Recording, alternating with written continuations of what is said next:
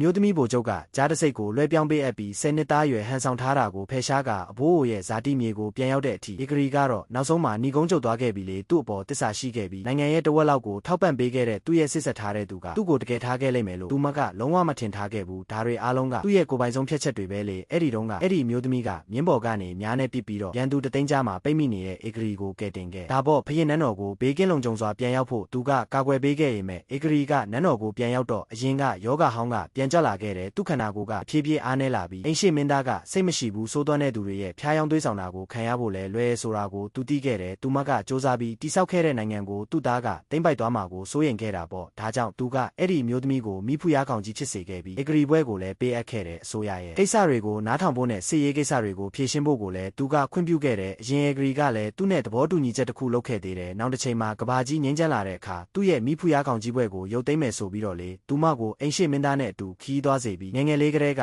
လက်ထပ်ထိမ်းများဖို့သဘောတူညီချက်လည်းလုပ်ခဲ့တယ်အဲ့ဒီမျိုးသမီးကအရင်ဧကရီကိုပြောပြခဲ့တာကအိမ်ရှိမင်းသားကသူ့ကိုအစောပိုင်းနှစ်တွေကတည်းကမင်္ဂလာဝတ်ဆောင်အထည်3000ပေးခဲ့ဘူးတဲ့သူမကဂတိတစ်ခုပေးခဲ့တာပေါ့အကယ်၍မင်းသားလေးကသူ့စီကိုတစ်ခါလာမယ်ဆိုရင်သူကမင်္ဂလာဝတ်ဆောင်တစ်ထည်ကိုမိရှို့ပစ်မယ်မင်္ဂလာဝတ်ဆောင်3000လုံးမိလောင်ကုန်တာနဲ့သူကနန်းတော်ကနေထွက်ခွာသွားပြီးမင်းသားလေးနဲ့လုံးဝအဆက်အသွယ်ဖြတ်တောက်တော့မှာပဲအရင်ဧကရောင်နဲ့ရွာဆန်ပြီးတဲ့နောက်မှာမင်းသားလေးကစီစဉ်အတိုင်းထီးနှန်းကိုဆက်ခံခဲ့တယ်အဲ့ဒီမျိုးသမီးကလည်းဂတိအတိုင်းဖရင်မယ်တော်နေရာကိုရောက်လာခဲ့ပြီးသူ့ကိုစိတ်ရောကိုပါကူညီခဲ့တယ်မကြခင်မှာပဲပြင်ပရန်သူတွေကနေဆက်ကိုကျူးကျော်လာလို့နေဆက်မှာအရေးပေါ်အခြေအနေကြီးညာခဲ့ရတယ်ဧကရောင်မင်းနန်းတော်ကိုတည်ငြိမ်အောင်ကူညီဖို့အတွက်အဲ့ဒီမျိုးသမီးကသူ့ကိုယ်စားစစ်ချီဖို့ကိုယ်တိုင်ဦးဆောင်ပြီးတောင်းဆိုခဲ့တယ်သူကစစ်တပ်စည်းကမ်းတင်းကျပ်ပြီးစစ်တပ်ရာမှာလည်းရဲစွမ်းတတိရှိတဲ့အတွက်ဘယ်နေရာသွားအောင်ပွဲတွေပဲရခဲ့တယ်မကြခင်မှာပဲသူဦးဆောင်တဲ့တပ်တွေကပြင်ပရန်သူရဲ့နန်းတော်ကိုတိုက်ရိုက်ရောက်ရှိခဲ့ပြီးတပြည်လုံးပေါင်းစည်းတော့မဲ့အခြေအနေကိုရောက်လာခဲ့ပြီမဲ့ဒီလိုရေးကြီးတဲ့အချိန်ခါမှာပဲရှင်ကျင်းယူကဧကရောင်ရဲ့ရင်ခွင်ထဲမှာပဲရှိနေခဲ့တာနောက်တော့သူကဧကရောင်ဟာဒီဆုံးမရဲ့မော်ပညာနဲ့ညှို့ယူခံထားရတာကိုသဘောပေါက်သွားတယ်ဒါနဲ့သူကဒီဆုံးမဟာထီးနှန်းကိုလူယူဖို့ရည်ရွယ်ချက်ရှိနေတယ်လို့တန်တရားဝင်သွားပြီးနန်းတော်ကိုပြန်ခေါ်ခဲ့တော့တာပေါ့အဲ့ဒီမိမကရှင်ကျင်းယူနဲ့ချင်းကျွန်းစေးတို့ကိုတတ်တော့မဲ့အချိန်မှာဧကရောင်ကမြင်သွားပြီးချက်ချင်းပဲအမိန့်တော်ထုတ်ပြန်ခဲ့တယ်အဲ့ဒီမိမရဲ့မိဖုရားကောင်ကြီးရာတို့ကိုဖျက်သိမ်းပြီးသူ့တစိတ်ကိုလည်းပြန်သိမ်းလိုက်တာပေါ့မိမကတော့ရင်ခွဲနာကြားခဲ့ရပေမဲ့ငင်းခုန်မနေတော့ပဲအမိန့်တော်ကိုတိတ်ဆိတ်စွာပဲလက်ခံလိုက်တော့တယ်နောက်တနေ့မှာအဲ့ဒီမိမကစခန်းကိုရောက်လာတော့သူ့လက်အောက်ငယ်သားတွေကသူ့အရန်ခံစားနေရတာကိုမြင်ကြတာပေါ့ဒါနဲ့သူ့အတွက်တိုက်ပွဲဝင်ပေးကြပြီးသူ့နောက်ကိုပါလိုက်ချင်ကြတော့တယ်ချင်းကျွန်းစေးကအဲ့ဒီဆုံးမကိုကူညီခဲ့တာကိုရှင်ကျင်းယူကမြင်သွားခဲ့တာပေါ့ရှင်ကျင်းယူကတော့စိတ်သက်သာရာရသွားပြီးဒီခွင့်ရေးကိုအသုံးချပြီးအဲ့ဒီမိမကိုတက်ဖို့စီစဉ်နေခဲ့တယ်အဲ့ဒီမိမကတော့သူ့လက်အောက်ငယ်သားတွေကိုတိတ်ဆိတ်နေဖို့ပြောလိုက်ပြီးသူ့ညီအကိုတွေထောင်ပေါင်းများစွာသောဟော်လီဂန်တွေဖြစ်မလာစေချင်ဘူးလေဒါကြောင့်အားလုံးကိုဆက်လက်ကျင့်ဖို့ပြောပြီးသူကိုယ်တိုင်လည်းမြင်းပေါ်ကနေလှည့်လိုက်ကလေးနဲ့များကိုကောက်ယူပြီးလေ့ကျင့်နေတော့တာပေါ့အဲ့ဒီအချိန်မှာဧကရောင်ရဲ့တက်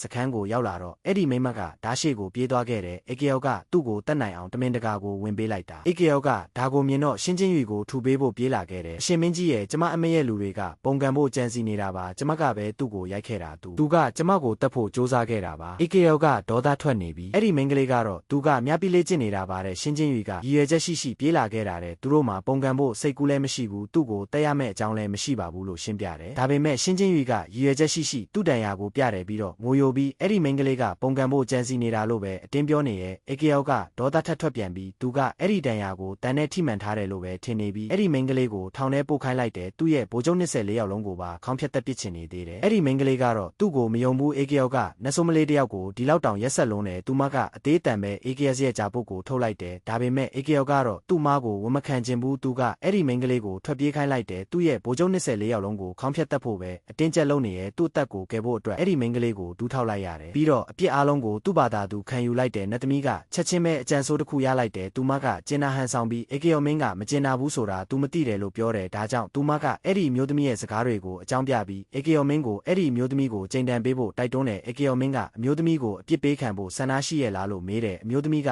တွန့်ဆုတ်ခြင်းမရှိပဲသဘောတူလိုက်တယ်အဲ့ဒီနောက်ဧကရောင်မင်းကနတ်သမီးကိုအပြစ်ပေးဖို့အမိန့်ပေးပြီးအဲ့ဒီမျိုးသမီးကိုတကယ်တမ်းမနာကျင်စေရဘူးလို့တေးသေးချာချာမှကြားတယ်နတ်သမီးကနာခံတဲ့ပုံပေါ်ပေမဲ့သူမကတော့ရက်ဆက်တယ်သူမကအမျိုးသမီးကိုတစ်ချက်ပြီးတစ်ချက်အားနဲ့ရိုက်တယ်သူမကအမျိုးသမီးရဲ့နောက်လိုက်တွေကိုပြဿနာရှာခိုင်းပြီး